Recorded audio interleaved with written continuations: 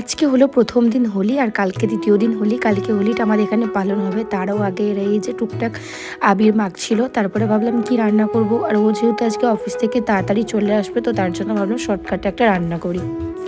Shortcut বলতে বাড়িতে একটু সয়াবিন ছিল, সয়াবিনের পোলাও করব। এই যে সব কিছু কেটে নিয়েছি আর চালটাও ভিজিয়ে রেখে দিয়েছি। খুব একটা টাইম লাগে না এটা বানাতে, আর বাবাইরা যেহেতু নিচে আছে তো তার জন্য তাড়াহুড়ো করে রান্না করে নিচ্ছি। আর অল্প একটু আলু আমি ওখানে সিদ্ধ বসিয়ে দিয়েছি যাতে তাড়াতাড়ি হয়ে যায়। আর বাসমতি চাল সবসময় তাড়াতাড়ি হয়ে যায়, তো তার জন্য আলুটা সিদ্ধ করে নিলাম। তারপরে এই যে সব কিছু করে নিলাম, ভেজে বুঝে নিয়ে চাপিয়ে দিলাম। আর এটা হতে মিনিমাম ওই আধ ঘন্টা থেকে 45 মিনিট মতন লাগে, তবে বেশি খাটুনি করতে লাগে না। যাই হোক, এখানে মোটামুটি আমার হয়ে গেছে। তো এবারে ওর বাবাও এসে গেছে, তো তারই মধ্যে ওর বাবাকে আমি একটু দিয়ে দিই, খেয়ে নিক।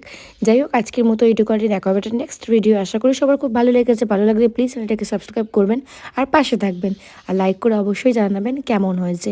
তো এবার আমি টেস্ট করব। এই যে, তো খেতে তো আমার খুব ভালো লাগে, এর সাথে রায়তা হলে না পুরো জমে যায়।